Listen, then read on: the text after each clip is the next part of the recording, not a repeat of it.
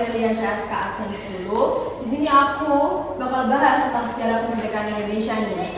Nah, untuk hal yang pertama yang bakal aku bahas di sini ada peristiwa Rengas Dengklok. Di sini aku ditemenin sama dua teman kita. Boleh perkenalan diri dulu dong. Ya, perkenalkan nama saya Olivia Tila, absen 22. Saya Jessica Natalia Krisanto, absen 14. Oke, di sini ada Joy sama Kayla. Nah, di sini tuh kebanyakan orang tuh ya tahu peristiwa Rengas Dengklok sendiri itu adalah aksi penculikan golongan tua yang dilakukan oleh golongan muda gitu ya. Nah, kebanyakan orang tuh taunya gitu aja gitu. Jadi aku di sini pengen tahu dong, mungkin bisa diceritain sejarah singkatnya tentang peristiwa Rengas Dengklok itu seperti apa? Jadi awal mula peristiwa ini dimulai dengan adanya siasat golongan muda yang mendesak Soekarno untuk melakukan proklamasi kemerdekaan Indonesia. Golongan muda memiliki pendapat bahwa keinginan Jepang yang menunda-nunda kemerdekaan Indonesia itu hanyalah tipu muslihat Jepang. Jadi pada tanggal 15 Agustus 1945, golongan muda mengadakan rapat di Jalan Pegangsaan Timur, nomor 56 Jakarta. Hasil rapat ini menyatakan bahwa kemerdekaan Indonesia sepenuhnya berasal dari Indonesia dan tanpa ada campur tangan Jepang sama sekali. Kemudian golongan muda menyampaikan hasil rapat ini ke Soekarno. Namun beliau menolak usulan ini dengan alasan bahwa beliau ingin tetap melakukan kemerdekaan sesuai dengan apa yang sudah disusun oleh Jepang. Dan otomatis golongan muda pun kecewa terhadap putusan tersebut. Jadi pada tanggal 16 Agustus, keesokannya pada tanggal 6 Agustus 1945, golongan muda memutuskan untuk menculik Soekarno beserta keluarganya dan Hatta ke Rengas Dengklok supaya tidak mudah terpengaruhi oleh Jepang. Ya, jadi begitu. Soalnya gigih banget ya. Ya, golongan muda juga gigih banget. Sangat. Kok diceritain tuh gigih banget ya golongan muda tuh sebenarnya buat sampai rela menculik golongan tua itu sendiri. Nah, aku tuh pengen tahu banget di balik aksi penculikan itu tuh sebenarnya apa sih niat golongan muda sendiri itu sampai rela gitu ngelakuin itu. Jadi penculikan ini diawali dengan Soekarno dan Hatta dibawa ke Rengas Dengklok itu dengan tujuan bahwa agar memproklamasikan kemerdekaan Indonesia itu dengan cepat. Nah, pada akhirnya Soekarno menyatakan bahwa beliau ingin memproklamasikan kemerdekaan ketika beliau dikembalikan ke Jakarta.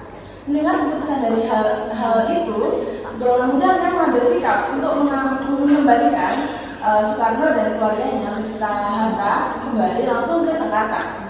Keesokan harinya, pada 17 Agustus 1945, Soekarno dan Hatta memproklamasikan kemerdekaan Indonesia di Jalan Pegangsaan Timur nomor 56 Jakarta.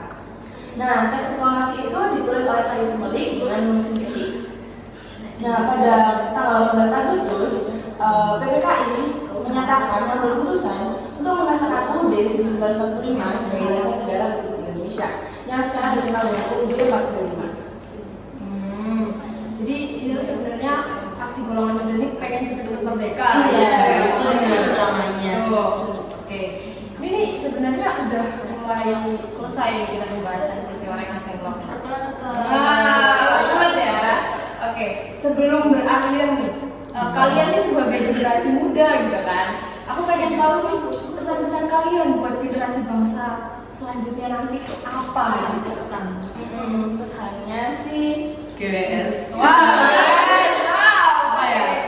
Untuk generasi muda zaman sekarang sih semangat, terus tetap melestarikan budaya Indonesia sih lebih tepatnya ya. Dan Olive, Kayla sih begitu. Gila ya. Gila. Mungkin jangan melupakan apa yang sudah dilakukan oleh Perjuangan kita sih. Oke. Tetap boleh sih melihat ke depan, masa depan, tapi jangan lupa masa lalu juga. Gitu loh. Dalam ya. Jangan lupakan masa lalu juga, karena kita juga ada cerita di masa lalu. Iya. Jadi mungkin dari Joy sama Kayla, makasih buat partisipasinya untuk membahas peristiwa Rengas Dengklok ini sama aku. Kita mungkin bisa ketemu lain kali. Oke, untuk pembahasan yang kedua nih, aku pengen banget bahas tentang proses proklamasinya sendiri. Nah, tadi kan kita udah bahas tentang peristiwa Rengas Dengklok tuh, di mana disimpulkan bahwa peristiwa itu terjadi sebelum proses proklamasi, gitu kan. Nah, di sini aku juga ditemenin sama dua teman aku buat ngebahas proses proklamasinya sendiri. Boleh perkenalan diri dulu. Halo, kenalin nama aku Amelia Sabrina Putri dari absen 3. Aku Olivia Dewi, absen 21. Oke, di sini udah ada Dewi sama Amel nih. Nah, mungkin banyakan orang tuh taunya proklamasi itu puncak kemerdekaan dari bangsa Indonesia sendiri, gitu kan? Di sini tuh ada nggak sih fun fact atau fakta menarik terjadinya sebelum atau saat terjadinya proses proklamasi dibacakan itu? Oke, yang pertama adalah proses proklamasi kemerdekaan Indonesia bertepatan pada bulan suci Ramadan 1366 Hijriah. Dan yang selanjutnya adalah yang bendera yang digunakan untuk mengibarkan saka merah putih tersebut terbuat dari bambu yang dibuat sebelum acara tersebut berlangsung. Dan yang terakhir adalah 1 hari sebelum proses proklamasi Indonesia, Soekarno mengalami jatuh sakit, yaitu mengalami gejala malaria. Dan setelah diperiksa oleh dokter, karena mengalami gejala malaria tersebut, dokter tersebut segera memberikan obat agar Soekarno beristirahat agar bisa melanjutkan proses proklamasi. Oh, nah jadi aku dengar kan tiang benderanya itu terbuat dari bambu ya. Berarti kreativitas anak bangsa Indonesia itu udah ada dari zaman dulu gitu ya. Wow, keren. Nah, mungkin nih ada lagi nih fakta menarik yang kita nggak tahu nih, mungkin bisa dikasih tahu. Ya, ada, tentunya ada. Jadi ada fakta menarik lain tentang proklamasi kemerdekaan ini. Kan peristiwa proklamasinya itu tentunya didokumentasiin kan. Nah, ternyata hasil rekaman dokumentasi peristiwa proklamasi kemerdekaan ini tuh hampir banget disita sama pihak Jepang. Tapi untungnya sama Franz Mendur, seorang fotografer yang berhasil mendokumentasikan peristiwa proklamasi kemerdekaan ini tuh berhasil nyelamatin hasil rekamannya, kemudian sama beliau dikubur di salah satu bawah pohon yang ada di kantor harian Asia Raya supaya nggak ditemukan sama pihak Jepang gitu. Terus ada lagi nih terkait teks proklamasinya itu sendiri. Kan teks proklamasinya ini diketik sama Sayuti Molik. Nah, ternyata Sayuti Molik ini menggunakan mesin ketik dari miliknya Angkatan Laut Jerman, karena di saat itu cuma tersedia mesin ketik zaman huruf kanji di kediamannya Laksamana aja. Nah, kemudian teks proklamasi yang udah diketik itu ternyata sempat hilang. Terus ditemukan sama seorang wartawan Aceh bernama BM Diah di tong sampah.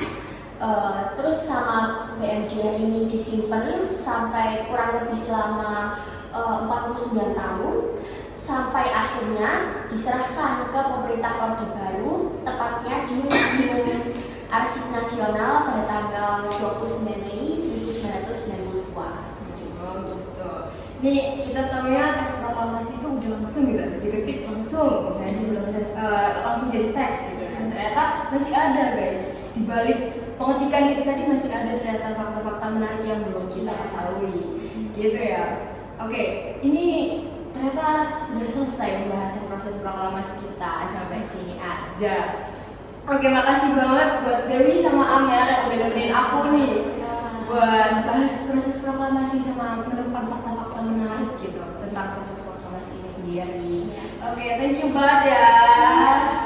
Oke, di sini kita sudah mulai masuk ke pembahasan ketiga atau pembahasan yang terakhir yang bakal kita bahas hari ini. Nah, di sini aku bakal bahas tentang sang saka merah putih. Aku ditemenin juga sama dua teman aku. Boleh kenalan diri dulu dong. Boleh, perkenalkan nama saya Andrea Nur Saputri, absen 4. Saya Naira Herunisa Dewanti, absen 18. Oke, ini dia aku pengen tahu banget sih apa cerita di balik bendera merah putih. Nah, bendera merah putih ini kan aku taunya dijahit sama Ibu Fatmawati sendiri di tahun 1944 kan. Ya. Nah, apa sih cerita di balik itu semua gitu? Oke, jadi sebenarnya bendera merah putih ini dulu tuh pas pertama-tama itu di era penjajahan Belanda itu penggunaan bendera merah putih sempat dilarang. Tapi sejak Belanda sudah usai masa kekuasaannya lalu beralih jadi Jepang, nah bendera merah putih itu boleh kembali digunakan.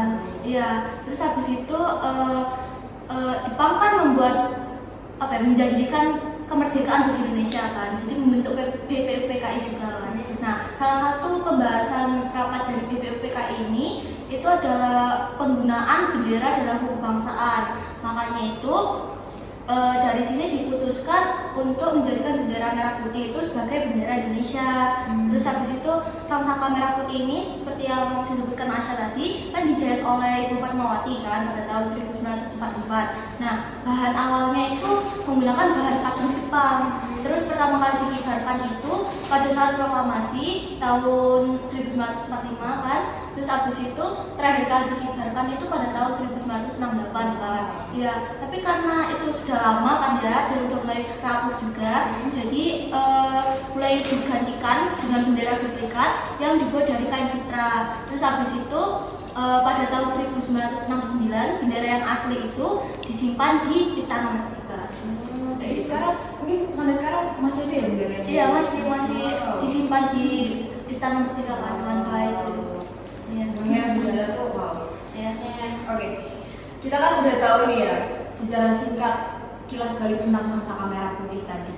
Nah, sekarang nih untuk penutupan atau yang terakhir, buat kalian nih apa sih arti bendera merah putih itu? Nah, jadi mungkin ada sebagian orang yang udah tahu atau belum tahu nih arti dari merah putih sendiri ya. Jadi kalau merah ini sendiri itu melambangkan keberanian rakyat ini tuh untuk melawan penjajahan. Kemudian kalau warna putih sendiri ini tuh melambangkan niat yang suci para rakyat dan para pahlawan ini tuh untuk membela dan memperjuangkan Iya. Indonesia. Wow, berarti kita sebagai orang-orang Indonesia ini kita harus mempresentasikan gitu ya, mempresentasikan bahwa bendera merah putih sendiri itu Iya. berani dan suci. Ya, gitu untuk ya. mempertahankan kesatuan Indonesia. Wow, oke, Ya. boleh nih. Oke, ini karena sudah masuk ke pembahasan yang terakhir, aku bakal mulai penutupan nih. Ya, sedih gak sih? Sedih gak sih kita udah selesai pembahasannya hari ini? Oke, makasih banget buat Naira sama Anggreni. Makasih Ya, jelas ya. dengan senang hati ya. Sama teman-teman yang sebelumnya yang sudah kita bahas tentang peristiwa Rengas Dengklok dan proses proklamasinya sendiri. Oke,